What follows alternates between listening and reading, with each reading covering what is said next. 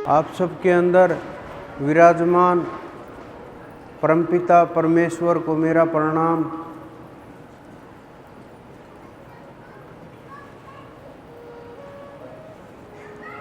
जब आप साधना के लिए मन में विचार उत्पन्न होता है कि हमें साधना करनी चाहिए, तो हम बस मन के अनुसार साधना शुरू कर देते हैं और मन के अनुसार ही प्रयास शुरू कर देते हैं। मन के अनुसार ही हम रूप बना लेते हैं, मन के अनुसार ही कल्पनाएं करते हैं, मन के अनुसार सारा माहौल तैयार किया जाता है, मन के अनुसार सोच बना ली जाती है। लेकिन सत्य की साधना और मन की साधना में बहुत अंतर होता है।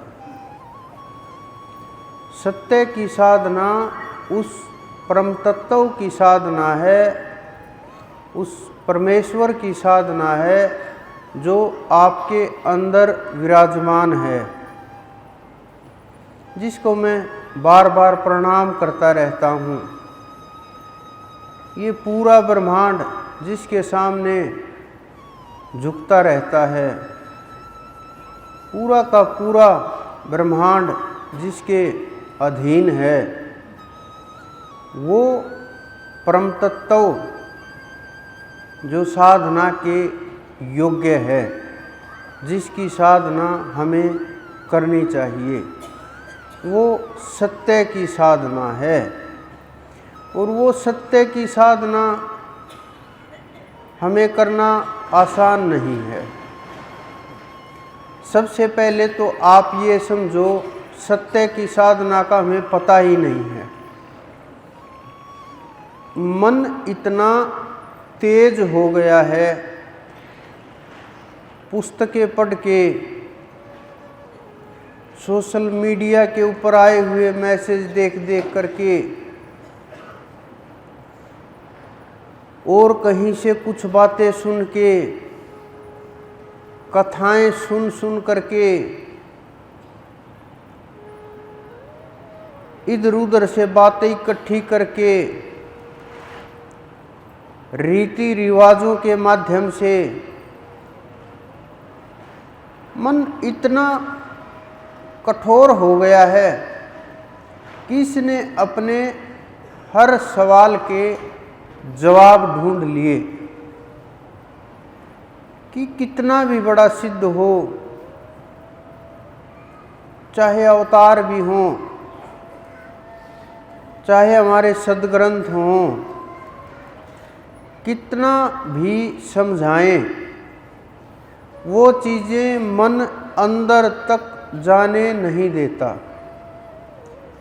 मन ने आपके चारों तरफ दीवार बना दी ताकि सत्य को पास ना आने दिया जाए, सत्य को अंदर ना घुसने दिया जाए, और हम उस दीवार को देख करके मस्तक झुकाते रहते हैं, उठते रहते हैं, और उसी को हम भक्ति मान करके, श्रेष्ठ मान करके, समर्पण मान करके, और हम अंधेरे में घूमते रहते हैं।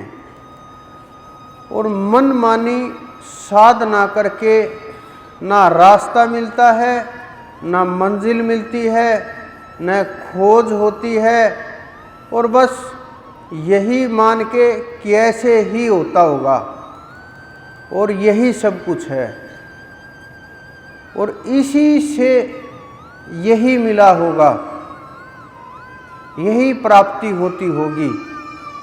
हम ये चीज़ें, ये भी मन ही समझा देता है।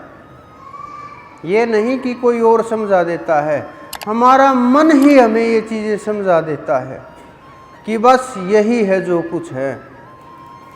कितना ताकतवर बेड़ियां डली हुई हैं, कितनी कठिन और मजबूत जंजीरें हमने बांध ली, कोई दूसरा बांधने वाला नहीं है, हमने स्वयं बांध ली। क्योंकि मन माना आचरण, मन मानी साधनाएं जीव को सत्य के करीब न ले जा करके दूर ले जाती हैं।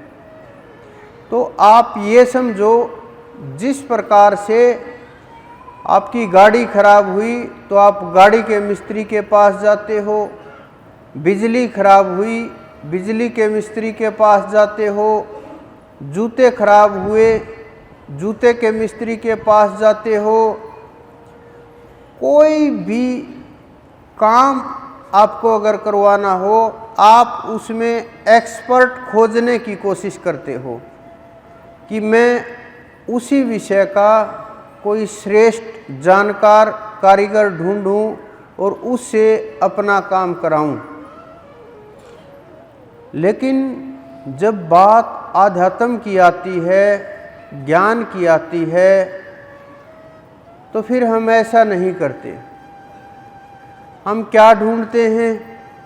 आसपास क्या चल रहा है, कौन क्या कर रहा है, कौन कहाँ गया हुआ है, पास में कौन पंडित जी आए हुए हैं, वो किसके पास जाते हैं, चलो उन्होंने जो किया है ऐसे ही कर लेते हैं। ना हमारे अंदर कोई सवाल होता, ना हमारे अंदर वो खोजने की इच्छा होती, ना हम प्रयास करते। बस अपने मन के अनुसार चीज़ों को अपने मन के अनुसार महसूस करके, मन के अनुसार खोज करके और वहीं बैठ जाते हैं। खोज में रुकना नहीं चाहिए, साधना में हिलना नहीं चाहिए। बड़ा सूक्ष्म सा भेद है। कुछ लोग साधना में हिलते रहते हैं, खोज में रुक जाते हैं। लेकिन ये बड़े अद्भुत मार्ग हैं, इनका समझना मुश्किल है। बड़े सूक्ष्म नाजुक से भेद हैं। हम साधना में रुक जाते हैं और खोज में भागते रहते हैं। लेकिन ना हमारी साधना हो पाती है, ना भक्ति हो पाती है, ना खोज पूर्ण होती है, और इधर उधर भटकाव हो करके अपना उत्तर बना करके कि हमें कुछ नहीं मिलेगा, इस संसार में कोई है ही नहीं, कोई महापुरुष पहले होते होंगे अब नहीं हैं। इस प्रकार मन माने जवाब दे करके अपने मन को संतुष्ट करके हम वहीं बैठ जाते हैं। खोज भी बंद और साधना तो थी ही नहीं। साधना हम छोटी छोटी वस्तुओं को मान लेते हैं, लेकिन जब तक अपने आप को नहीं साध लेते, समय को नहीं साध लेते, उससे पहले साधना नहीं होती। हम साधना की शुरुआत में ही इतने डावाडोल हो जाते हैं, अंदर से इतने कमज़ोर हो जाते हैं, अंदर से इतने भयभीत हो जाते हैं कि हमारा क्या होगा, साधना शुरू भी नहीं होती, अंदर में भय सताने लगता है, कहीं ऊपर चले गए वापिस ना आए, कहीं वो परमात्मा ऊपर ही रख ले, नीचे ना आए हम, परिवार का क्या होगा। पीछे एक लड़का आया मेरे पास, पहले वो बोलता था जी शादी करा दो, फिर तो बस शरण में है, ध्यान ही करेंगे। मैंने कहा भाई बड़ा मुश्किल काम है ये, शादी तो करवा देंगे, मैं तो कर दूंगा ये काम, लेकिन आपके लिए जो शब्द का प्रयोग किया ये बड़ा मुश्किल होगा। उन्होंने कहा नहीं जी। मैंने कहा पहले जो बाहर पकड़ रखी है इसको छोड़ दो। उन्होंने कहा ठीक है जी। अब बेचारा 2 नाव के ऊपर सवार हो गया। अब मेरे पास आने से भी डरने लगा कि वहाँ जाऊँगा, 2 तो चल ही रहे हैं झंझट, तीसरा नया फिर हो जाएगा, वो और बोलना शुरू कर देंगे। हालात जीवन के स्थिर नहीं हैं, कहीं भी इंसान संतुष्ट नहीं है। भोग भोग करके शरीर थक गए, क्रियाएं होनी बंद हो गई, शरीरों की इंद्रियों ने काम छोड़ दिया, आँखों ने काम छोड़ दिया, हाथों ने काम छोड़ दिया, चला नहीं जाता। लेकिन मन के अंदर जो चीजें हैं वो पूरी युवा होती हैं, जवान होती हैं और ताकतवर होती हैं, और इतनी ताकतवर होती हैं हिलोरे मारती हैं, इतनी हिलोरे मारती हैं कि वो झाल रोके हुए नहीं रुकती। क्योंकि मनमानी साधना से हम इनको कंट्रोल करना चाहते हैं, गुरु के बताए मार्ग से नहीं, नाम की ताकत से नहीं, ध्यान के मार्ग से नहीं, श्रद्धा भाव के रास्ते से नहीं, हठ पूर्वक, दंभ पूर्वक, मिथ्या पूर्वक, संसार की ओर देखते हुए, बाहर के पदार्थों को देखते हुए, जब साधक शुरुआत में साधना करता है, जब अंदर में पहला कदम शुरू होता है, बहुत लोग साधना कर रहे हैं, मैं अनुभव बोलता हूँ, जो आप सबको भी होता है, हुआ है और होने वाला है। क्योंकि स्थितियाँ कहीं न कहीं किसी न किसी के साथ मेल खा जाती हैं।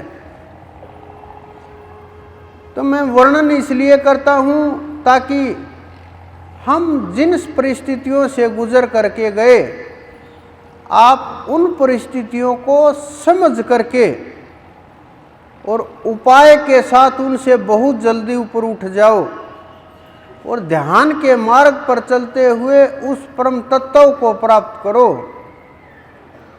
जो इतना तेजस्वी है।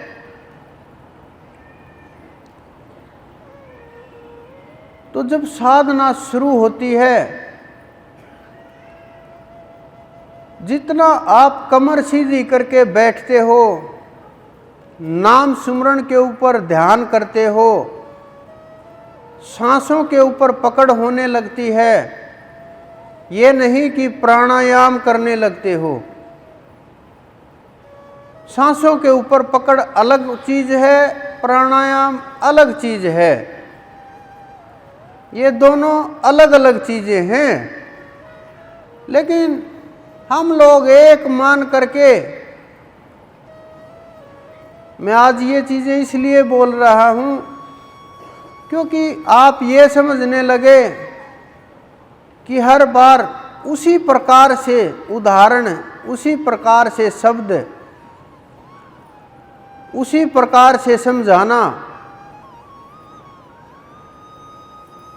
लेकिन शब्द के मर्म को न समझ करके उन वाक्यों में अटक करके साधना से कुछ साधक भटकने लगते हैं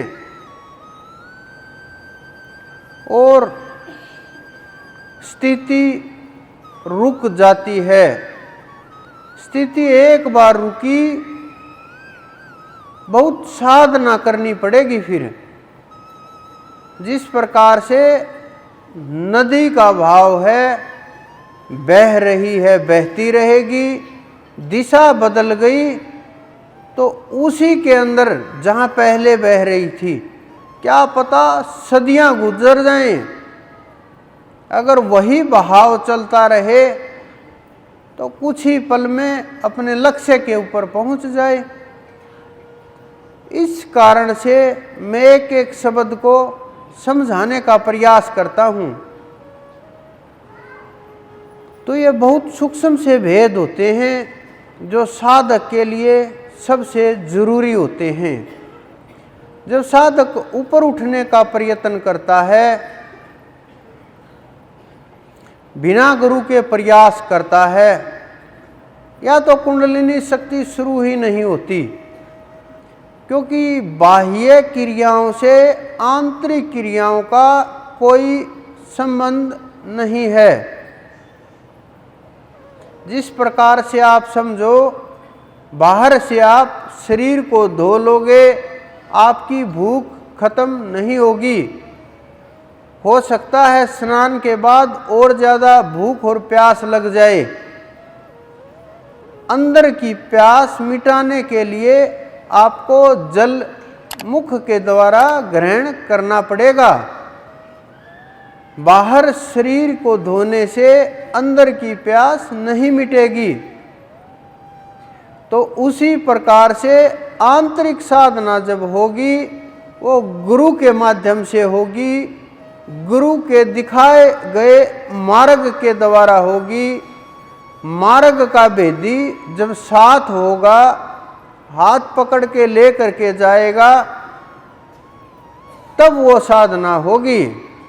मनमानी साधना नहीं होगी। और मनमानी साधना के द्वारा अगर हम जन्म जन्मांतर प्रयास करें, सैकड़ों जन्म भी ले लें, तो भी वो जन्म कम पड़ जाते हैं। और गुरु के द्वारा दिखाए गए मार्ग के अनुसार अगर हम चले, हाथ पकड़ा, तो फिर हमें सोचना नहीं पड़ता, उसी दिन से साधना आरंभ हो जाती है। तुरंत प्रभाव से उसी पल से साधना शुरू हो जाती है। उसी पल से हुई साधना वो आपको ऊंचे के ऊपर के लोकों में ले करके जाती है। तो जब ध्यान साधना शुरू होती है, मन के अंदर अनेकों विचार तैरने लगते हैं, अनेकों प्रकार के भय उत्पन्न होने लगते हैं, अनेकों प्रकार की शंकाएं होने लगती हैं। शुरुआत कैसे करें, उस शब्द से लेकर के और समर्पण कैसे हो, वहाँ तक की जो यात्रा है। क्योंकि समर्पण होने के बाद फिर यात्रा अपने आप तय होने लगती है। वो परमात्मा या गुरु हाथ पकड़ के आपको अपने आप उड़ा ले जाता है। लेकिन समर्पण तक की यात्रा जीव को खुद तय करनी पड़ती है, चलना पड़ता है, मेहनत करनी पड़ती है, संभलना पड़ता है, हर परिस्थिति के लिए तैयार रहना पड़ता है। लेकिन हम छोटे मोटे कष्टों से इतने भयभीत हो जाते हैं, पैसे ना मिले तो क्या होगा, पैसे आ गए तो क्या होगा, काम ना हुआ तो क्या होगा, काम हो गया तो क्या होगा, कष्ट आया तो कैसे निकलेंगे, खुशी आई तो कैसे संभालेंगे। छोटी छोटी चीज़ों में ही इंसान अपनी इतनी ताकत, इतनी एनर्जी वेस्ट कर देता है कि वो अंदर की चीज़ें भूलने लगता है। लेकिन अंदर की जो चीज़ें हैं, गुरु ने शब्द डाल दिया, काम शुरू हो गया। जब तक अंदर में शब्द नहीं डलेगा, कृपा नहीं होगी, जिस प्रकार से जमीन के अंदर बीज नहीं बोएंगे, वृक्ष नहीं हो सकता। उसी प्रकार से अंदर में गुरु शब्द की खेती नहीं करेगा तो जीव हंस नहीं हो सकता, क्योंकि गुरु के शब्द को चुगने के लिए उस हंस रूपी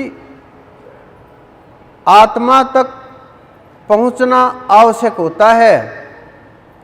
क्योंकि हंस के बिना दूध और पानी कोई अलग नहीं कर सकता, और मोती जो छांट छांट करके खाते हैं वो हंस ही होते हैं। तो जो शब्दों के मोती चुनते हैं, जो शब्दों को पकड़ करके चढ़ते हैं, शब्दों का सही से इस्तेमाल जानते हैं, शब्द की ताकत को जानते हैं, शब्द ही धरती, शब्द ही आकाश, शब्द ही शब्द भव प्रकाश, शब्द के अंदर से ही सारी सृष्टि निकली है। जब वो शब्द आपके अंदर गूंजेगा तो ये आत्मा हंस का रूप धारण कर लेगी। इस कारण से महात्माओं को, सिद्ध आत्माओं को परमहंस की उपाधि दी जाती है। ये बड़ा मुश्किल और गंभीर है समझ पाना, सोच पाना, अर्थ निकालना, स्थिति जानना और वहाँ तक पहुँचना और भी मुश्किल है। क्योंकि परमहंसों के दर्शन ही दुर्लभ होते हैं। परमहंस परमात्मा का रूप हो जाते हैं, कोई भेद नहीं रहता, एक ही होते हैं। ये समझो वो परमहंस, वो परमात्मा उनका रूप धारण करके बस कुछ समय के लिए इस धरा के कल्याण के लिए विचरण कर रहे हैं। इतनी ताकत होती है उन परमहंसों में। लेकिन जब शुरुआत होती है तो शुरुआत में जब कुंडलिनी शक्ति जागने लगती है, तो जब शुरुआत में धीरे से चक्कर खुलता है तो लोगों के मन के अंदर और ज्यादा विकार उत्पन्न होते हैं। आप लोग बोलते हो ना कि मन नहीं रुकता, विचार कम नहीं हो रहे, ध्यान के ऊपर पकड़ नहीं बन रही, साधना नहीं हो रही, बैठा नहीं जा रहा। बैठते ही मन के अंदर हड़बड़ाहट शुरू होती है, डर न लगने लगता है, 1 मिनट में ही ये लगने लगता आधा घंटा हो गया बैठे हुए, आँख खोल लेनी चाहिए। आँख खोले तो पछतावा होता है, क्यों खोली, थोड़ी देर और बैठ लेते। ये साधना के शुरुआती लक्षण हैं। अगर आप इस दौर से गुजर रहे हो तो समझो आपने साधना अभी शुरू की है। चाहे आप 1 साल से साधना कर रहे हैं, चाहे 5 साल से, चाहे 25 साल से, अगर आप इस स्थिति में हैं, इस जद्दोजहद में हैं, तो आप वहीं खड़े हो चलने की तैयारी में। यानी स्टेशन के आसपास चक्कर लगना शुरू हो गया है, स्टेशन में घुसे नहीं हो। वो स्थिति ऐसे जीवों की है जो बोलते हैं हमारे से नहीं हो पाएगा, इस जन्म में तो मुश्किल है होना। अगर कुछ हो सकता हो तो ऐसा कर दो कि हाथ करो और कल्याण हो जाए।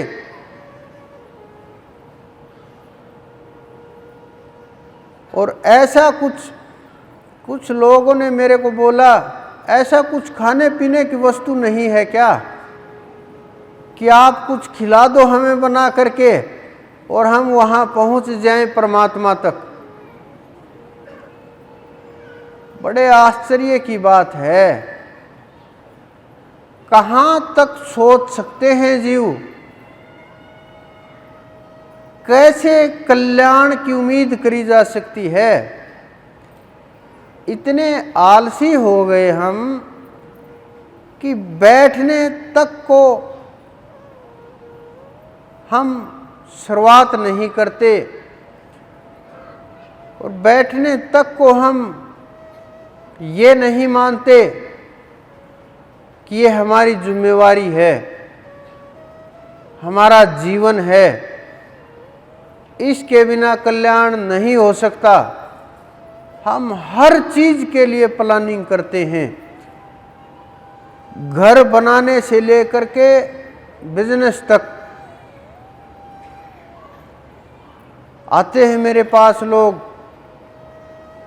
घर के नक्शे से लेकर के बिजनेस के पूरे प्लान को लेकर के। मैं देखता हूं कितनी लगन है इनके अंदर, कितना मेहनत से लगे हुए हैं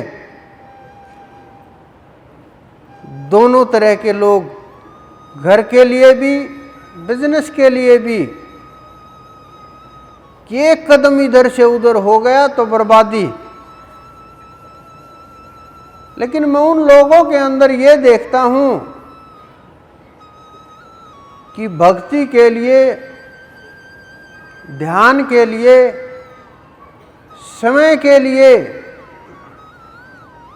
जिसने इस दरा के ऊपर हमें भेजा बना करके, उसके लिए उनके पास 2 पल का भी वक्त नहीं। अगर मैं बोलता हूं, मैं इस प्रोजेक्ट को देख रहा हूं और इसके ऊपर जो कमियां हैं मैं बता दूंगा, 4 दिन बाद आना, लेकिन मेरी एक शर्त है कि बताओ जी हिस्सा चाहिए। मैंने कहा पैसे तो नहीं चाहिए, हिस्सा भी नहीं चाहिए, लेकिन इन 4 दिनों के दौरान हर रोज 5 घंटे ध्यान करना पड़ेगा। जवाब भी सुन लो आप कि जी ये तो बड़ी सजा हो जाएगी, कुछ और बता दो, कुछ दान पुण्य के लिए वो कर देंगे हम। ये बड़ा मुश्किल कार्य होगा। आप समझो जीव कहाँ तक पहुँच गया, अपने लिए ही कुछ करने को तैयार नहीं। ऐसा व्यवहार जैसे भजन वो करेंगे और उठा मैं ले जाऊंगा, कि भजन वो करेंगे लाभ मुझे मिलेगा,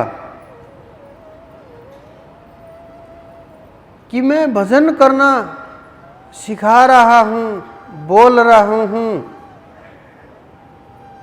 ऐसा व्यवहार जैसे उनके भजन करने से मुझे ताकत प्राप्त होगी और फिर मैं लोगों का कल्याण करूँगा। अगर ऐसा होता तो एक भी जीव का कल्याण नहीं हो पाता, क्योंकि जब आप लोग अपने कल्याण के लिए ऊर्जा को इकट्ठा नहीं कर पाते तो दूसरे के कल्याण के लिए उस ऊर्जा को इकट्ठा नहीं कर सकते। क्योंकि जो जीव स्वयं नहीं उठ सकता वो दूसरे को नहीं उठा सकता। जिस प्रकार से दान करने के लिए अपने पास कुछ होना चाहिए, अगर मेरे पास कुछ है ही नहीं तो मैं आप लोगों को क्या दे सकता हूँ। उसी प्रकार से दूसरे जीव के कल्याण करने के लिए अपने अंदर इतनी तेज ऊर्जा चाहिए, इतनी अक्षमता चाहिए, इतनी भजन की ताकत चाहिए, इतनी परमात्मा की कृपा चाहिए, इतना सुमरण चाहिए, शब्द में इतनी पावर चाहिए, इतनी शक्ति चाहिए जिससे उस जीव का कल्याण किया जा सके। अगर इतना नहीं कर सकते तो फिर कम से कम अपना कल्याण तो कर लीजिए। अगर जीव इस शरीर मिलने के बाद अपना कल्याण भी नहीं कर पाता तो कम से कम समर्थ गुरु तक पहुंचने की कोशिश कीजिए। अगर वो भी नहीं मिलते तो मनमानी साधना ना करके कम से कम सुमरण तो कीजिए। हमारे बताए महापुरुषों के मार्ग पर चलने का प्रयास तो कीजिए। लेकिन मैंने देखे महापुरुषों के स्थान, एक परमहंस नाम से महात्मा हुए, बड़ी ऊंची स्थिति के, वो वस्त्र धारण नहीं करते थे।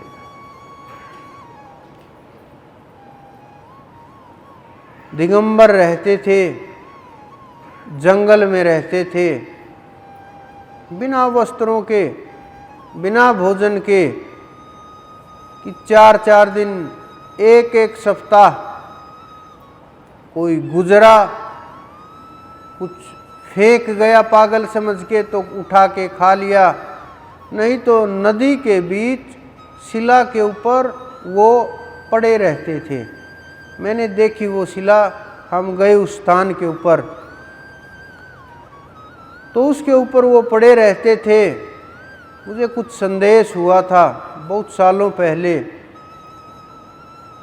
तब मुलाकातें होती रहती है सिद्धों के साथ, तो वो पड़े रहते थे। लोग आज वहाँ के ये समझते हैं इस शिलाओं के अंदर ताकत है कि जो यहाँ लेटते हैं वो सिद्ध हो जाते हैं। लेकिन वो नादान संतों के रहस्य को जान नहीं पाए। आज हम उस स्थान के ऊपर गए तो वहाँ की हालत देख करके सोचते रह गए। मुझे बहुत सुनाना पड़ा पुजारी को, जो वहाँ संभालने वाले थे उनको, जो देख रेख कर रहे थे उनको,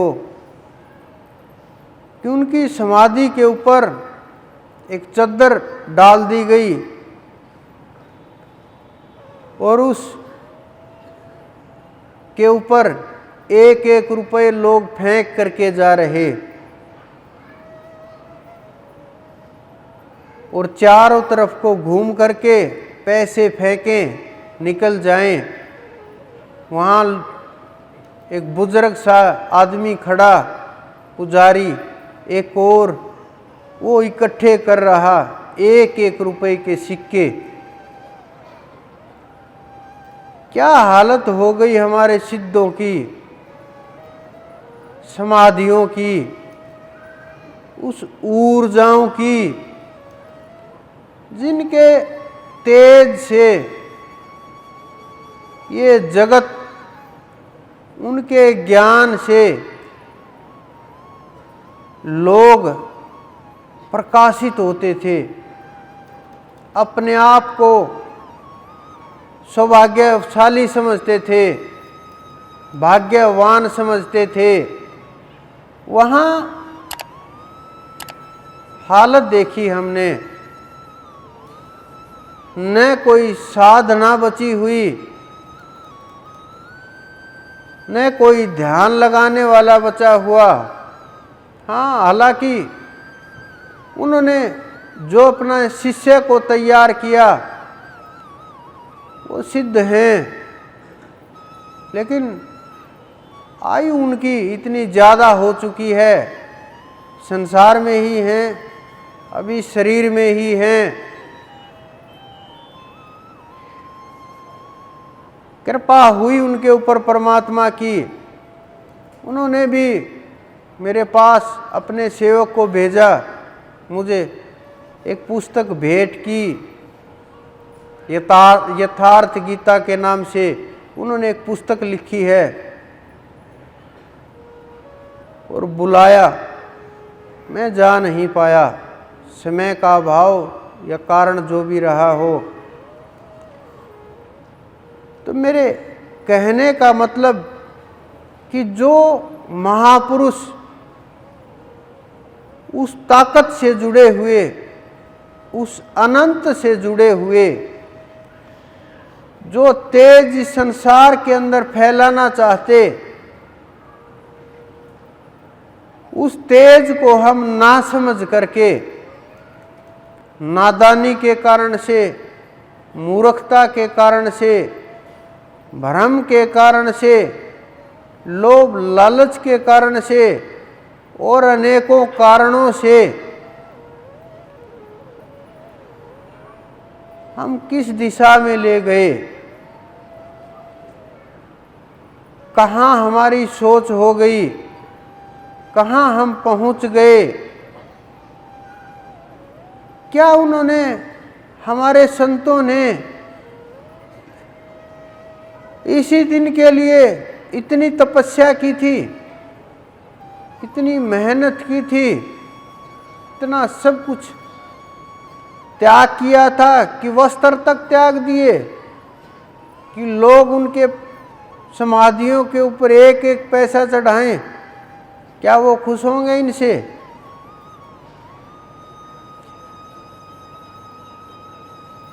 सार बात, मूल बात ये है कि साधना का जो तत्व है वो संतों के पास होता है। हम उसको ना समझ करके, उसको प्राप्त ना करके, जो अपने आप हो जाने वाली चीज़ें हैं कि संतों के शरण में गए, कष्ट अपने आप कटने शुरू हो जाएंगे। नाम की तलवार हाथ में आई, कोई आस पास भी शत्रु नजर नहीं आएगा, कोई कष्ट बचेगा ही नहीं। उसको ना समझ करके छोटे छोटे पदार्थों के अंदर, छोटी छोटी इच्छाओं के अंदर, छोटी छोटी सोच के अंदर हम अटक जाते हैं। इस कारण से मनमुखी और गुरुमुखी में अंतर होता है। इस कारण से मनमानी साधना और गुरु के द्वारा कराई गई साधना, इन दोनों में अंतर होता है। इस कारण से हम पीछे रह जाते हैं और उस तत्व को ना समझ करके हम अपने अंदर ही, मन के अंदर ही दीवार से सर टकरा टकरा करके अपने को ज्ञानी, बुद्धिमान, बुद्धिजीवी, समझदार, तेज, जो भी उपाधियां आप समझ सकते हो, अपने आप को दे करके और भ्रम में और ये मान करके कि हाँ कोई नहीं जानता, एक नई दीवार और पैदा कर देते हैं। लेकिन वो सब कुछ जानता है, उससे बाहर कोई भी वस्तु नहीं है, ना थी ना है। क्योंकि एक बात समझ लीजिए, इस जीवन के अंदर एक सत्य चीज है, वो है मृत्यु। ये निश्चित आएगी, सबकी आएगी, कोई नहीं रोक सकता। चाहे आस्तिक हो वो भी मरेगा, नास्तिक हो वो भी मरेगा, धार्मिक हो वो भी मरेगा, किसी भी धर्म का, मजहब का हो वो भी मरेगा, किसी भी तरह का इंसान हो, कोई भी जीव हो, मृत्यु तो निश्चित है। ये अटल सत्य है। जब ये अटल सत्य समझ में आ जाएगा, अटल सत्य विचार में आ जाएगा, अटल सत्य पकड़ में आ जाएगा, तो फिर साधना हो जाएगी। मैं ये नहीं कहता आप सब कुछ छोड़ दो, बिल्कुल भी नहीं। सब कुछ अपनी पकड़ में रखो, जमीन, दुकान, घर, परिवार। ये समझो जैसे आप यहाँ आए, गाड़ी बुक करा करके आए, कोई किसी साधन से आया, कोई किसी साधन से आया, वहाँ भी आवश्यकता हुई कि गाड़ी बुक करनी पड़ी, तभी सुविधा से आप पहुँच पाए। उसी प्रकार से जीवन सुविधानुसार चले, इन सब चीज़ों की आवश्यकता है। अगर आप आज छोड़ दोगे, बाहर से छोड़ भी दिया तो अंदर से नहीं छोड़ पाओगे। सारे काम करते हुए, सारे संसार में रहते हुए, ये नहीं कि नहीं घर नहीं लेना, नहीं मकान नहीं बनाना, ऐसा नहीं है। जमीन नहीं लेनी, लो, सब कुछ करो, लेकिन इतना याद रखो कि ये जीवन चलाने का साधन है। उनको दिमाग के अंदर मत घुसने दो, दिमाग तक उनकी पहुंच मत होने दो। जब ये चीजें दिमाग तक पहुंचती हैं तब प्रभाव होता है। साधारण रूप से, साधारण तरीके से अगर ये सुचारू रूप से काम चलता रहे, जीवन को चलाने के लिए, परिवार को चलाने के लिए, घर को चलाने के लिए, समाज को चलाने के लिए, तो कोई परेशानी मेरे हिसाब से तो नहीं है। लेकिन अगर ये चीज़ें दिमाग में घुस गई, चाहे वो वस्तुएं कम ही क्यों न हों, वो बहुत ज़्यादा हो जाएंगी। अगर दिमाग तक ये चीज़ें नहीं पहुंची, तो अगर ये वस्तुएं ज़्यादा भी हुई तो भी कुछ नहीं है। ये ज्ञान सीख गए ना आप, फिर आपका कोई हाथ नहीं पकड़ सकता, फिर आप में और हमारे में कोई भेद नहीं रहेगा। फिर आप ही बोलने लगोगे, मुख से नहीं, शब्दों से नहीं, आपकी आत्मा से पुकार होने लगेगी। आपकी आत्मा बोलेगी और लोग सुनेंगे, मैं नहीं सुनूंगा, क्योंकि उस समय के ऊपर सुनने और सुनाने वाला कोई रहेगा नहीं। जब हम एक ही हो जाएंगे तो फिर कौन सुनने वाला बचेगा और कौन सुनाने वाला?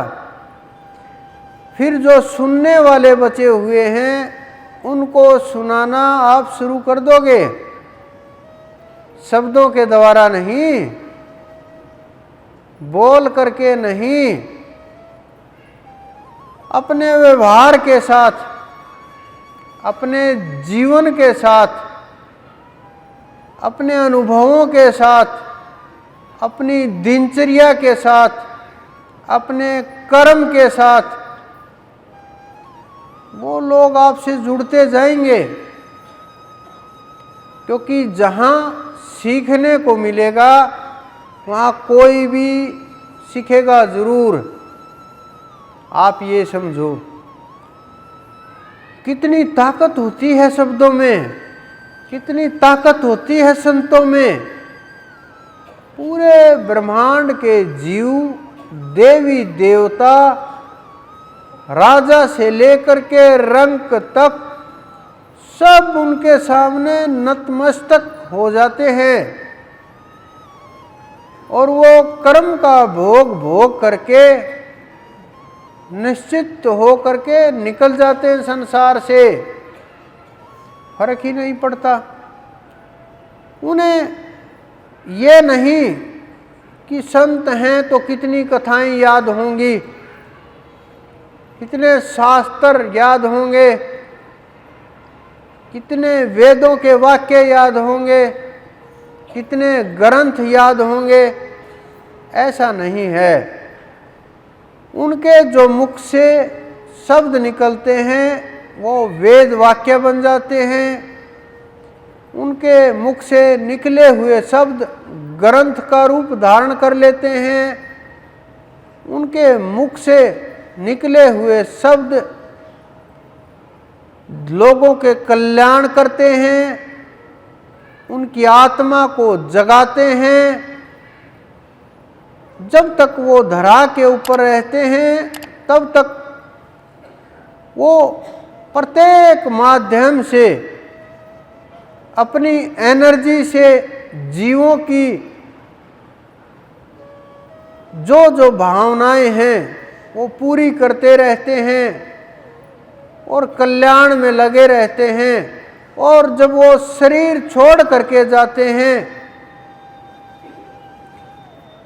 तो उनके द्वारा जो दिखाए गए मार्ग हैं लोग उनको पढ़ करके, मैं ये मानता हूँ कि कोई करोड़ों में एक भी अगर उनके शब्दों को पकड़ करके पार उतरा ग्रंथ के माध्यम से तो भी बहुत बड़ी बात है। अगर हमें दिशा मिली बहुत बड़ी बात है। हम बुरी चीज़ों से बच पाए बहुत बड़ी बात है। और हमने ध्यान लगाना उनके माध्यम से सीखा तो ये तो श्रेष्ठ ही हो जाएगा। इस कारण से हमारे संत ग्रंथ बना करके निकलते हैं, रास्ता दे करके आगे बढ़ते हैं, ताकि आने वाली जो हमारी नस्लें हैं, पीढ़ियां हैं, वो समझ सकें कि संसार के साथ साथ हमें अपने कल्याण के लिए, अपने जीवन के लिए, अपनी आत्मा के लिए, अपने लिए भी कुछ करना है। बाकी तो शरीर से लेकर के संसार तक हम सब जीवों के लिए कुछ न कुछ करते हैं, लेकिन जो कल्याण का मार्ग है, जो ध्यान का मार्ग है, जो भक्ति का मार्ग है, उस पे चलना अपने लिए कुछ करना है। अगर आप अपने लिए कुछ करना चाहते हो तो वही मार्ग है। तो जब ये कुंडलिनी शक्ति उठती है, शुरुआत में विचारों से थोड़ा कदम आगे, विचारों कुछ कम हुए, धीरे धीरे मंदे पड़े, फिर आगे बढ़ी। आगे बढ़ते ही मूलाधार से, नाभि से मूलाधार तक पहुंचती है। मूलाधार में पहुंचते ही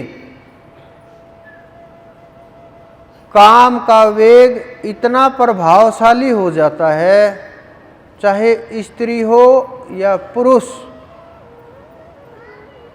बैठे हैं ध्यान में, मन लगा है काम वासना में। बैठे हैं पूजा में, मन है काम वासना में। आसपास भी कोई स्त्री पुरुष नहीं हो, तब भी दिमाग में विचार वही। कोई शब्द स्पर्श न हो, ना माहौल हो, ना वातावरण हो, ना क्रिया हो, तो भी विचार वही। क्योंकि अंदर से हार्मोन चेंज होने लगते हैं।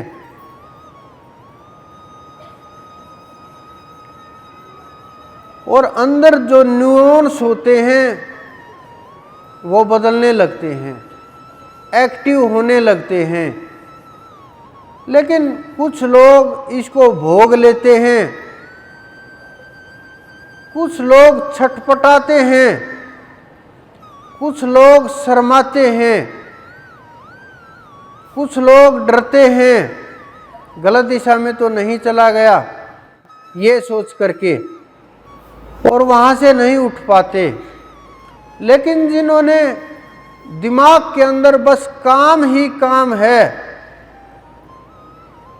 जिनकी इंद्रियां काम के लिए काम छोड़ चुकी, उनके अंदर भी ये वेग तीव्र हो जाता है, बहुत तेज हो जाता है। तो मानव भटक भी जाता है, भोग में फंस भी जाता है, और नीचे की ओर भी गिर जाता है। लेकिन जो साधक लोग होते हैं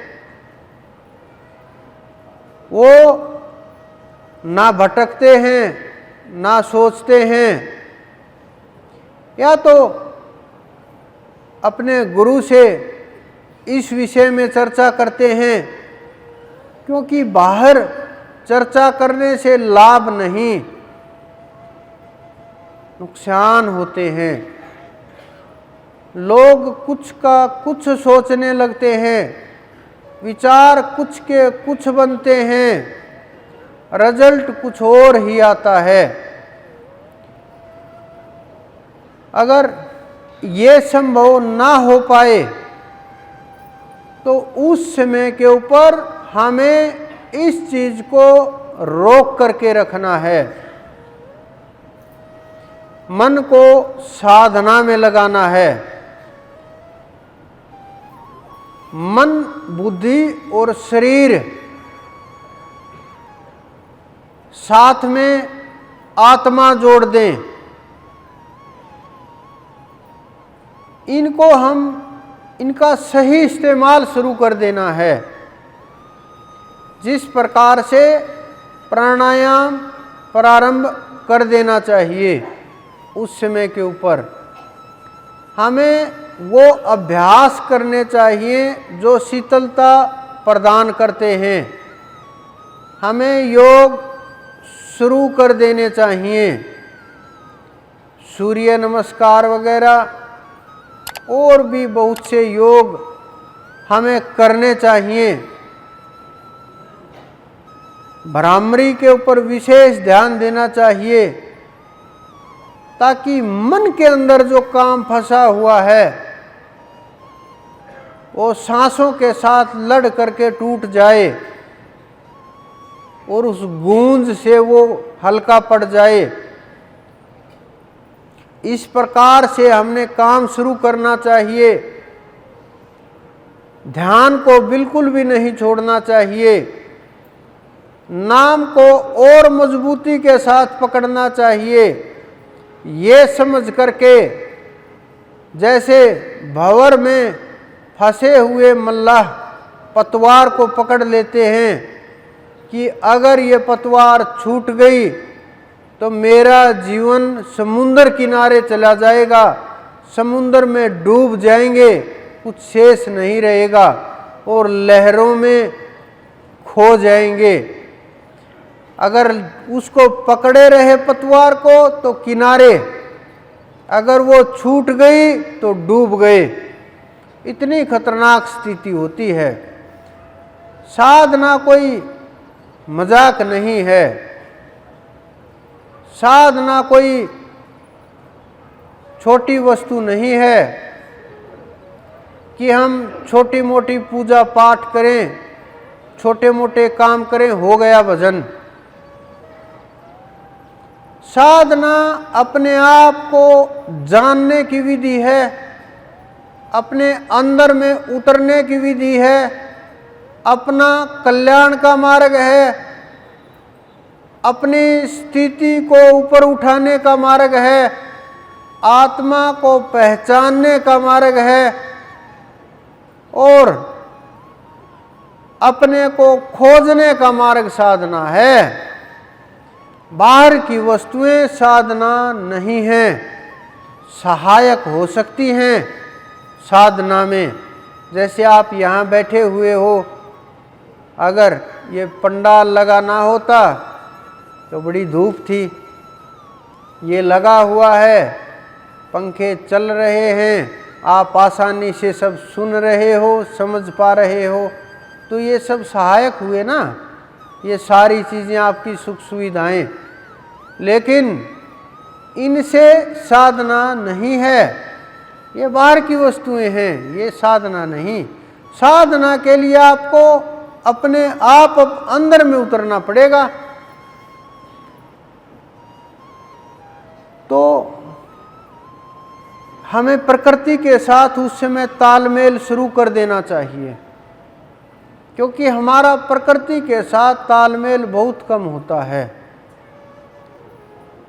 जैसे हम गर्मी में अनुभव करते हैं, वायु के साथ जुड़ करके रहें, ये नहीं पंखे की हवा के साथ जुड़ करके रहें कि ये भी तो वायु है। मेरे उठते ये चीज़ें बोलना शुरू कर दोगे आप फिर कि ये तो सिद्ध हैं, वायु के साथ जुड़े हुए हैं। साधना खेल नहीं, साधना हंसी का पात्र नहीं, साधक मजाक के योग्य नहीं। साधक उस ताकत से जुड़ने का प्रयास है जिससे जुड़ने के बाद एक हो जाएं, उसको साधक कहते हैं। तो प्रकृति के साथ जुड़ने का प्रयास करें, सूर्य के साथ, ऊर्जा के साथ, वायु के साथ। जैसे जल पिए तो नदी का या जमीन का, जैसे जमीन पर घूमे नंगे पैरों, जैसे जैसा मौसम हो वैसा अनुभव करना, वैसे में जीना।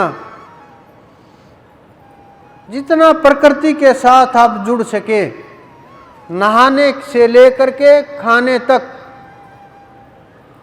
सात्विक भोजन हो, जीव हत्या ना करे, पेड़ पौधों के साथ जुड़ करके रहे, फलाहार हो, कच्चा जितना उपयोग कर सकें फल के रूप में, सब्जियों के रूप में, तो ये प्रकृति के साथ जुड़ना होगा। इस कारण से हमारे संत महात्माओं ने ये प्रयोग किए हैं, जिससे आज हम लोगों की मदद हो रही है और हमें साधना में बहुत आसानी हो गई। तो इस प्रकार से आप साधना करोगे तो उन चीज़ों के ऊपर पकड़ होने लगेगी, और ध्यान रखते हुए, ये नहीं भोजन किया और बैठ गए। अगर आप भोजन करते ही साधना में बैठोगे तो नींद ही आएगी, फिर साधना कैसे होगी। कुछ लोग डरते हैं कि रात को 12 बजे साधना नहीं करनी चाहिए, वो देवताओं का पहर नहीं होता। लेकिन ऐसा नहीं है। आप लोग किसी भी समय साधना कर सकते हैं, लेकिन गुरु का सानिध्य हो, तार उनके साथ जुड़ा हुआ हो, शब्द का तालमेल उनके साथ हो। क्योंकि मैं अनुभव बताता हूँ, मेरे गुरु के साथ मैं तालमेल तो क्या बोलूँ, बहुत छोटा शब्द हो जाएगा, मैं वर्णन नहीं कर सकता उनका, वो अवर्णनीय हैं। लेकिन इतना जरूर बोल सकता हूँ कि वो मेरा हाथ पकड़े हुए हैं और जैसा मर्जी वो चलाते हैं, जैसा मर्जी वो रखते हैं। हम तो मात्र कठपुतली की तरह से काम कर रहे हैं। तो मेरी जितनी भी साधना रही, हमने जितनी भी साधना का प्रयास किया आज भी, क्योंकि आप समय जानते हो मेरा किस टाइम के ऊपर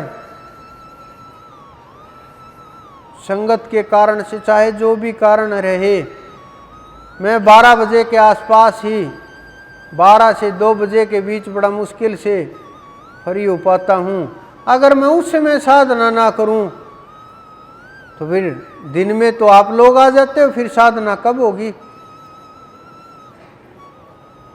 तो ऐसा नहीं कि साधना उस समय नहीं कर सकते, किसी भी समय के ऊपर आप लोग साधना कर सकते हो। बस साधना मन के साथ और जागृति के साथ होनी चाहिए। बिना जागृत हुए साधना लाभ नहीं देगी। अगर आप उठे बैठे और बैठे बैठे सो गए तो इससे अच्छा है आप लेट करके सो जाइए। जब गुरु और शिष्य एक हो जाते हैं ना, जब साधना इतनी मजबूत हो जाती है तो फिर भय नहीं रहता।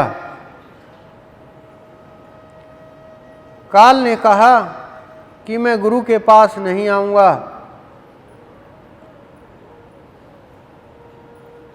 गुरु को समझ आई कि शिष्य का समय आ गया, कृपा करनी चाहिए। उन्होंने कृपा की, जागृति हुई, ज्ञान करा दिया, अनुभव करा दिया, सब कुछ प्राप्त हुआ। गुरु ने कहा कि अब मैं दूर हो जाऊं। उन्होंने कहा अब आप दूर हो ही नहीं सकते, क्योंकि मैंने आपको जान लिया, मैंने आपको पहचान लिया। यहाँ भी आप हो, अंदर भी आप हो, ऊपर भी आप हो, पास हो, नज़दीक हो, हर जगह आप ही आप हो। जब यह अनुभव हुआ तो गुरु भी समझ गए कि पूर्ण हुआ और कर्म पूरे हो चुके थे, भुगतान पूरा हो चुका था, दूर हुए और भेज दिया ऊपर।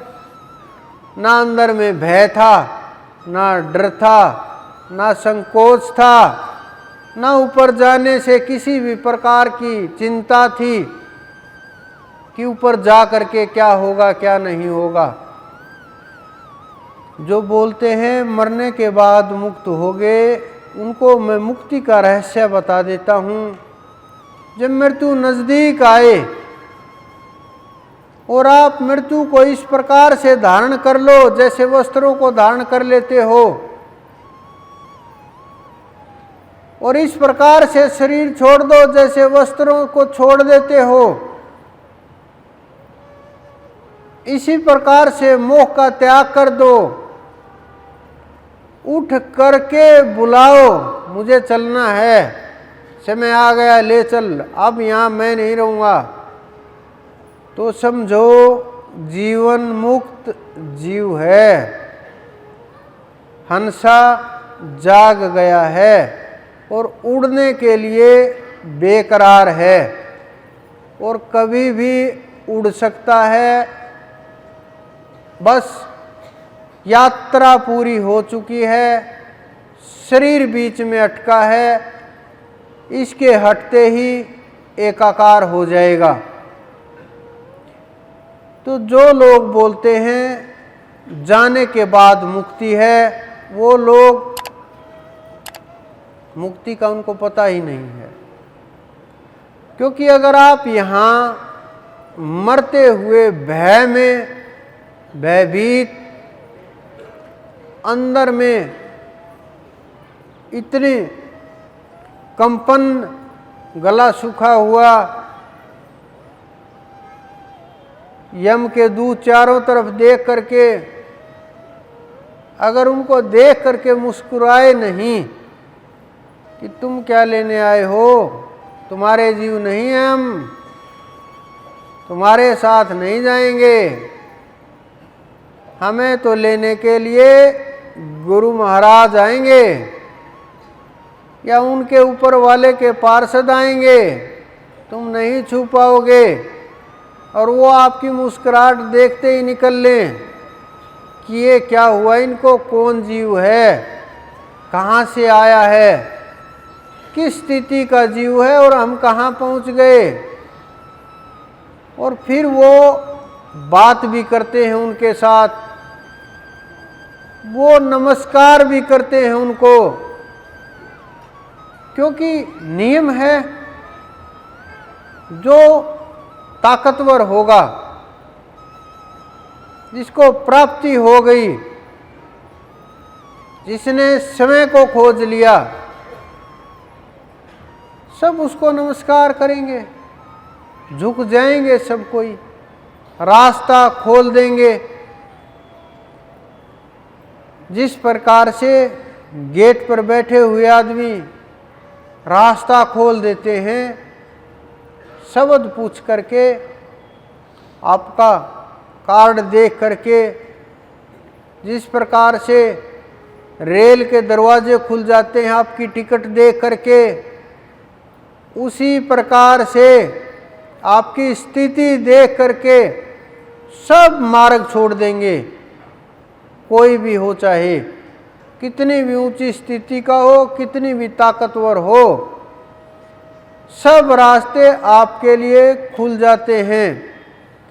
लेकिन समर्थ गुरु की आवश्यकता होती है। समर्थ गुरु का शब्द बताते ही, क्योंकि वहाँ जीव गुरु के नाम से जाना जाता है। जिस प्रकार से आप इस धरती के ऊपर कहीं भी चले जाओ, किसी भी क्षेत्र में चले जाओ, पूरी धरा के ऊपर किसी भी देश में चले जाओ, आप अपने माता पिता का नाम साथ लिए हुए घूमोगे। उनके बिना ना आपको जहाज में टिकट देगा कोई, ना कोई दूसरे देश का वीज़ा लगाएगा, ना कोई और रास्ता देगा, ना जगह मिलेगी, ना घर मिलेगा, क्योंकि सारे पेपर पूरे चाहिए। उसी प्रकार से ऊपर गुरु के नाम से आपका जो ये जीवन है, जो ये जीव है, जो ये आत्मा है, ये गुरु के नाम से जानी जाती है। और जो गुरु सिद्ध है, जो पूर्ण गुरु है, उनकी आत्माओं को कोई नहीं रोकता, हाथ तक नहीं देते, रोकना तो दूर की बात है। और जो पूर्ण नहीं है,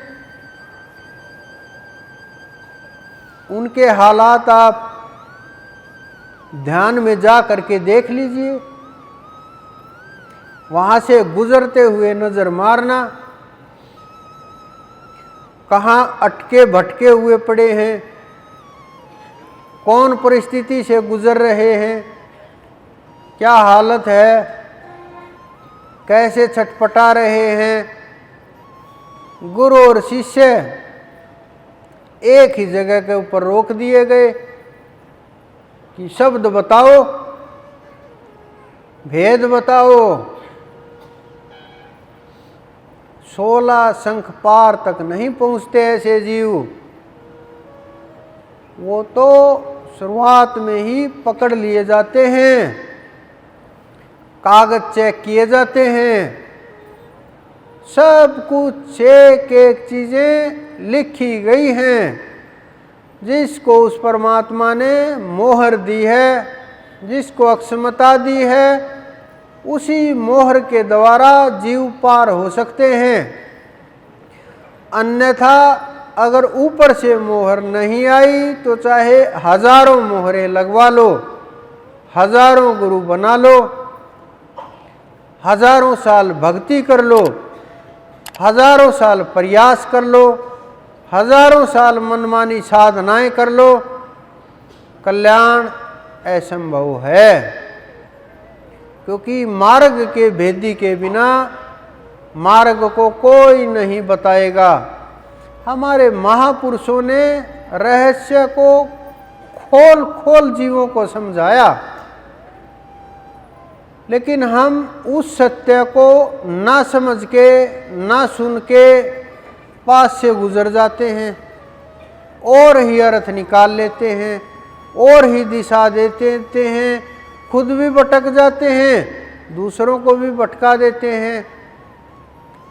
लेकिन हम संसार की छोटी छोटी चीज़ों से आगे बढ़ेंगे तभी हो पाएगा।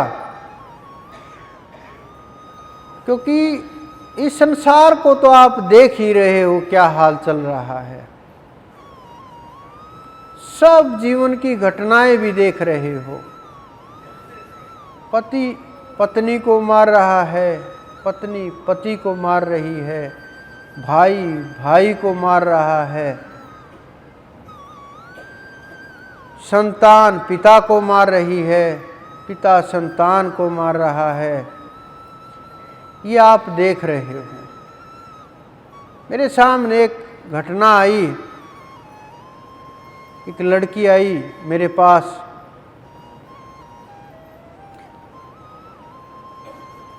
शादी की उन्होंने, उन्हें पता चला कि जिसके साथ शादी हुई 2 वर्ष पहले ही बच्चा हुआ, अभी फिलहाल में वो 5 शादियां किए हुए हैं। कहाँ तक सोचे आदमी, क्या करे, कहाँ तक भागे, कैसे अपने बच्चों को सुरक्षित कर पाए, कैसे समझे इन चीजों को, कैसे जीवन जो ये बिखर रहा है, लोग बिखर रहे हैं, कैसे समेटे इन सब चीजों को, कैसे मदद कर पाए, कैसे सही से अपने परिवार को चला पाए। दिमाग काम बंद कर देता है और यही सोच के बैठ जाते हैं कि बस जवान हो गए, शादियां करके पीछा छुड़ा लें। और हमारी जिम्मेवारी निपट जाए, फिर चाहे जो हो। मैंने देखा ये अनुभव करके कि छोटे छोटे बच्चों के साथ क्या हो रहा है।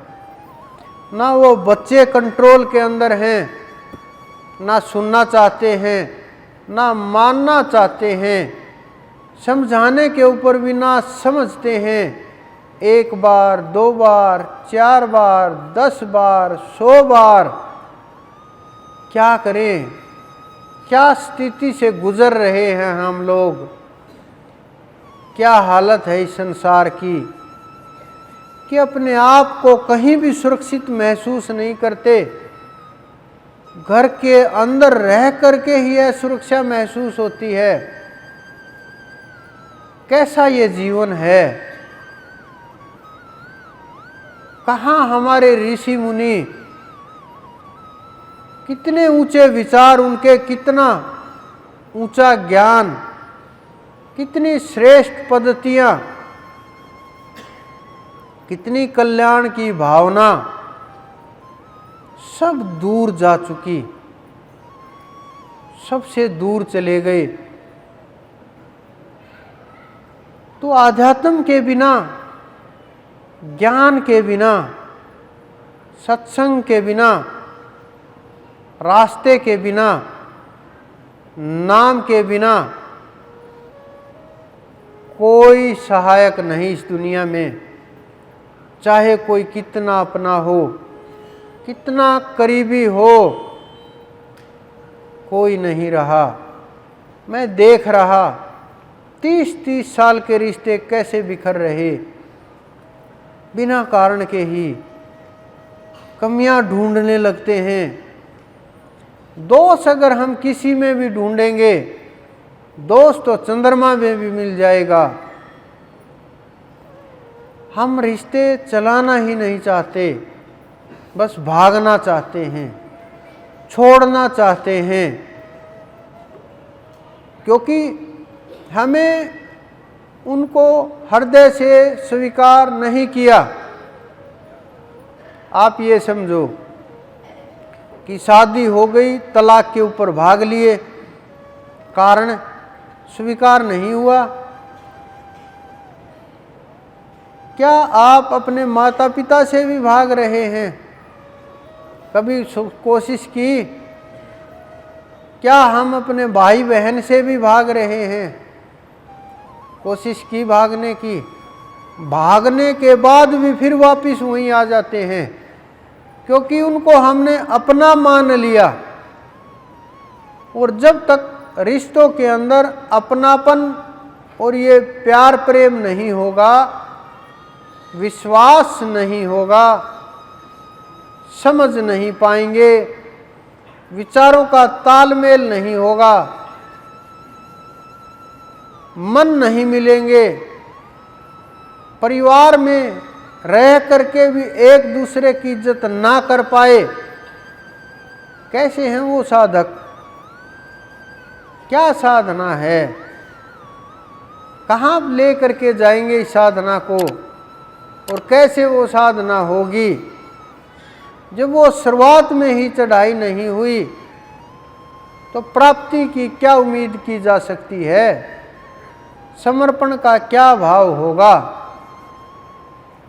क्या हमारे महापुरुष संदेश भेजेंगे, और कैसे वो संदेश आप तक पहुंचेंगे? पहुंच भी गए तो टकरा के वापिस चले जाएंगे, घोर ग्रस्त के अंदर फंस करके, यहीं हाथ पैर पीट करके यहीं प्राण छूट जाएंगे। साधना एकमात्र ऐसी पद्धति है जो छोटे से लेकर के बड़ों तक, जो 4 साल के बच्चे से लेकर के और आखिरी सांस ले रहे बुजुर्ग तक सबकी सहायता करती है, मार्ग दिखाती है, रास्ता बनता है, चढ़ाई होती है, और उसी से, इस प्यार प्रेम से जब रहोगे बड़ी बड़ी मुसीबतें भी छोटी लगने लगेंगी, और छोटी मुसीबतें तो आएंगी ही नहीं। मिल बैठ करके एक पति पत्नी मेरे पास आते हैं, उनकी अभी शादी हुई है कुछ दिन पहले ही, वो दोनों बैठ करके साधना करते हैं। शाम को 2-2 घंटे नाम लेते हैं। आप विचार करो कि 2 घंटे नाम लेते हैं और दोनों मेरे को आकर के बताते हैं कि ध्यान में चले गए, मुझे ये महसूस हुआ, मुझे ये लगा। कितने साधना के अंदर कितनी ताकत है। जब परमात्मा की कृपा होगी, संतान उत्पन्न होगी, और शुरू से ही हम इसी प्रकार से तैयार करेंगे, निश्चित हो जाओ फिर सोच फिक्र, काम, नौकरी, पढ़ाई, संस्कार, शादी, सोचना नहीं बचता। फिर सब बिना सोचे अपने आप होगा, बिना चलाए चलेगा सब कुछ। लेकिन ये साधना की ही तो ताकत है। लेकिन हम घबराए रहते हैं, हड़बड़ाए रहते हैं, अपने अंदर में ही कुछ कुछ डरते रहते हैं। कुछ लोग तो आज भी डर करके आए होंगे कि कहीं घर पता ना चल जाए।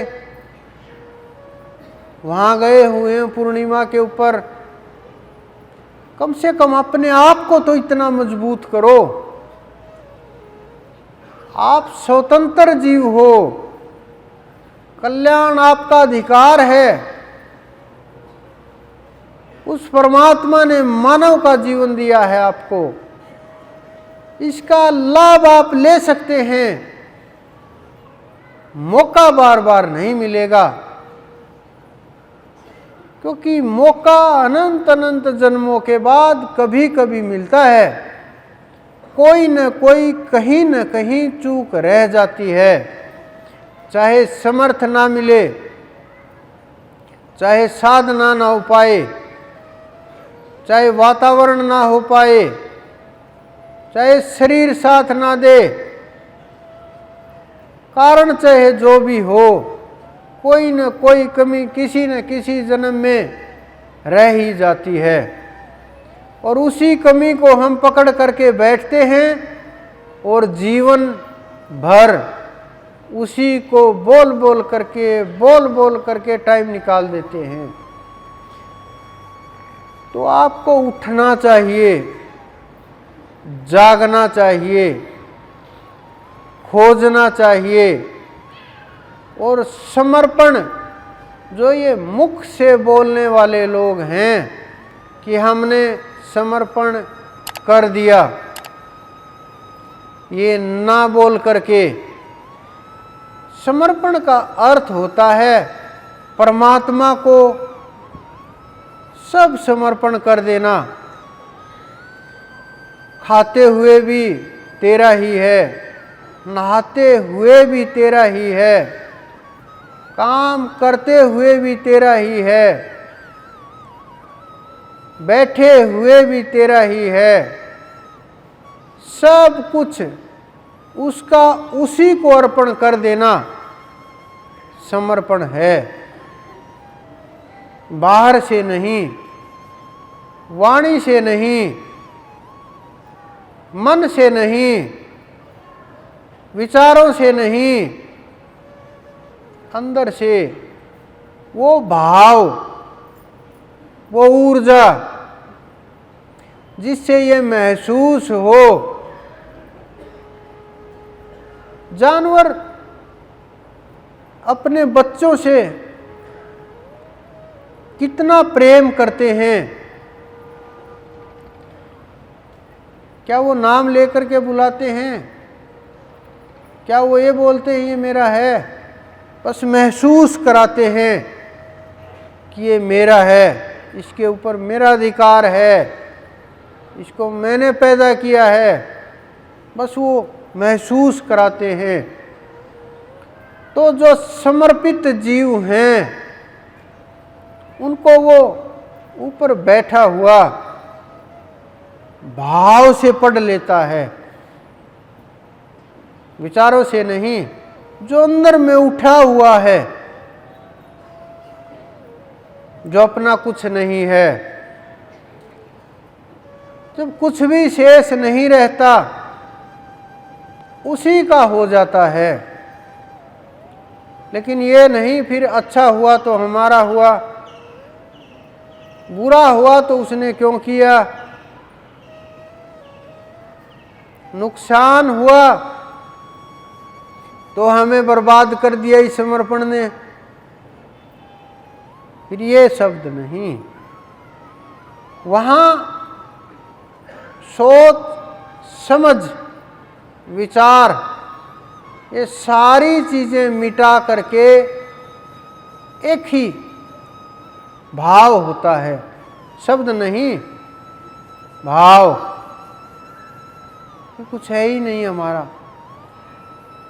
बहुत लोगों को तो समर्पण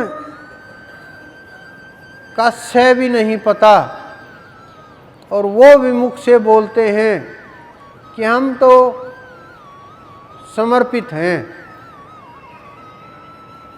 बड़ा शब्द है, कठिन शब्द है, थोड़ा सा भी नहीं झेल पाएंगे। थोड़ा सा यानी क्या बोलूं, 1% भी ज़्यादा होगा, उसमें से भी 100वां हिस्सा, 1% में से भी 100वां हिस्सा, आप समझ सकते हो कितना होगा। इतना भी नहीं झेल पाएंगे जब समर्पण की बात होगी। तो शब्दों का प्रयोग ना करके भाव का प्रयोग करो, मन मानी साधना का प्रयोग ना करके गुरुमुख बनो, गुरुमुखी साधना पे चलो, उस अनंत तक पहुंचने का प्रयास करो, और प्रकृति के साथ जितना जुड़ सकते हो उतना जुड़ने का प्रयत्न करो, उतनी ही वो आपके ऊपर कृपा करेंगे। जिस दिन कृपा की दृष्टि आपके ऊपर पड़ी, कोई कमी नहीं छोड़ेगा। ये तो आपको अंदाजा मुझे देख करके आ जाना चाहिए कि जब वो हमारे जैसे जीव के ऊपर कृपा कर सकते हैं, आप तो बहुत श्रेष्ठ हो। आपने तो मेहनत की है, प्रयास है, लगन है, कोशिश है, एक सोच ले करके आए कल्याण की, कि जहाँ आए वहीं ठहर गए। मैं देखता हूँ बहुत बार कि बहुत साल पुराने जीव, बहुत साल पुराने जीव हमारे पास ना करके भी हमारे साथ जुड़े हुए हैं, कि 10 साल हो जाए हमारे पास आए बिना, तो भी वो हमारे साथ जुड़े हुए हमारे जीव जहाँ भी जाते हैं कोई हृदय से और स्वीकार ही नहीं होता। देखते हैं चारों तरफ, नज़र दौड़ाते हैं और उनके सामने बोल भी देते हैं कि नहीं, तुम नहीं चाहिए। क्यों कि नहीं, एनर्जी महसूस नहीं हुई, वो परमात्मा का शब्द महसूस नहीं हो रहा, ना ज्ञान लग रहा, ना तेज दिख रहा शब्द में, नहीं, हम वहीं जाएंगे। घर वाले रोक लें, लोग रोक लें, लोक समाज रोक ले, बंधन रोक लें, कहीं और ले जाएं, जबरदस्ती गुरु धारण करवा दें, कमरे में रोक दें, कुछ भी हो जाए, हृदय से नहीं छोड़ते। हृदय में पकड़ करके बैठ जाते हैं कि वहीं जाएंगे, आज नहीं जाएंगे, बच्चे बड़े हो जाएंगे तब जाएंगे, बच्चों को ले करके जाएंगे। बच्चे नहीं ले करके जाएंगे, बूढ़े होने के बाद जाएंगे, तब भी ना पहुंच पाए तो मरने के बाद कौन रोकेगा, तब जाएंगे। इतने दृढ़ संकल्प जो जीव के अंदर होते हैं, मैं वो आप लोगों के अंदर देखता हूँ, पढ़ता हूँ, मैं स्थिति देखता हूँ। कितने बेचारे जीव तड़फ तड़फ करके वापिस आ रहे हैं अपने कल्याण के लिए, उस परमात्मा की प्राप्ति के लिए। क्योंकि अगर छोटे मोटे कार्यों से वो संतुष्ट होते तो वो तो कोई भी कर देगा, कहीं भी हो जाएंगे। लेकिन कल्याण करने वाले इस धरा के ऊपर बहुत कम लोग होते हैं, बहुत कम लोग। और कल्याण कराने वाले वो भी बड़ी मुश्किल से मिलते हैं। तो आप लोग साधना कीजिए, प्रयास कीजिए, और जो आपके हृदय में जो जगह है मेरे गुरु के लिए, उस परम तत्व के लिए, उसको थोड़ा और बढ़ाइए, साधना का और प्रयास कीजिए, और भय रहित साधना की कोशिश कीजिए, और नीचे की ओर न गिर करके नाम की डोरी पकड़ करके, शब्द की डोरी पकड़ करके ऊपर उड़ने की कोशिश करें। जितना आप ऊपर उड़ेंगे उतने ही आपके पंख खुलते जाएंगे, ये आत्मा मजबूत होती जाएगी, स्थिति मजबूत होगी, ध्यान मजबूत होगा, नाम की डोरी हाथ लगी, वो जीव किसी न किसी जन्म में पार जरूर हो जाएंगे, कोई नहीं रोक सकता। उस बीज को वृक्ष बनने से कोई नहीं रोक सकता, समय लग सकता है,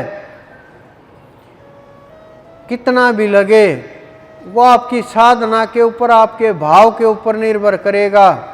लेकिन कोई ऐसा जीव है नहीं कि रास्ते में कोई रोक करके ये बोल दे कि तुम्हारा अधिकार नहीं है वहाँ जाने का, वहाँ की टिकट नहीं है, ये नहीं बोल नहीं सकता।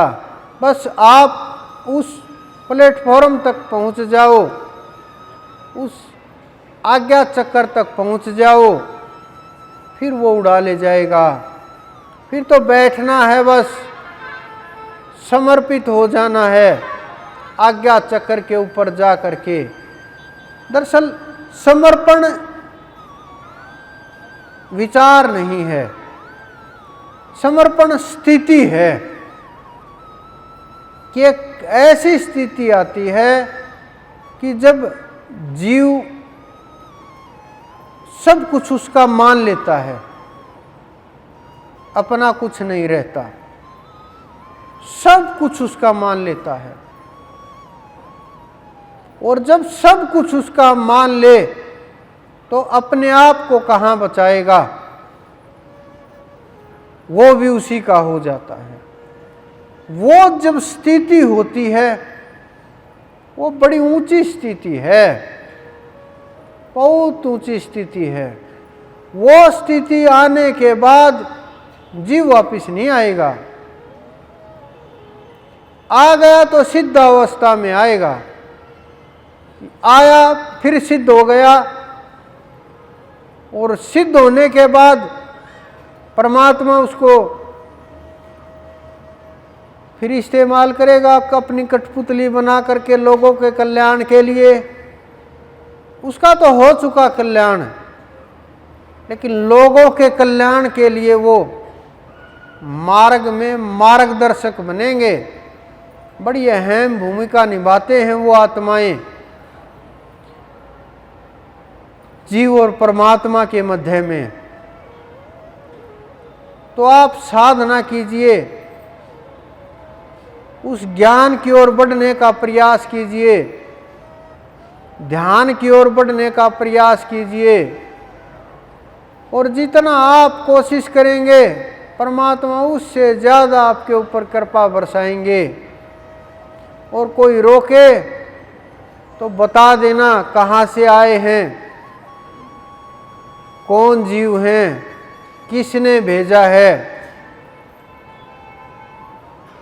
रिजल्ट आप देख लेना। फिर मेरे बोलने से क्या होगा, जब परिणाम बोलेगा आपके सामने, यम के दूत भी रास्ता ना छोड़ दें, बता देना फिर हमें। लेकिन वो नाम की जो तलवार है उसके धार लगा लो थोड़ी, ताकि कोई रोके ना। तो आप ध्यान कीजिए, सुमरण कीजिए, उस परमात्मा के नाम के ऊपर जितना ज़्यादा समय लगा सकें उतना समय लगाएं। आप सबके अंदर विराजमान मेरे गुरु, मेरे इष्ट को मेरा बार बार प्रणाम।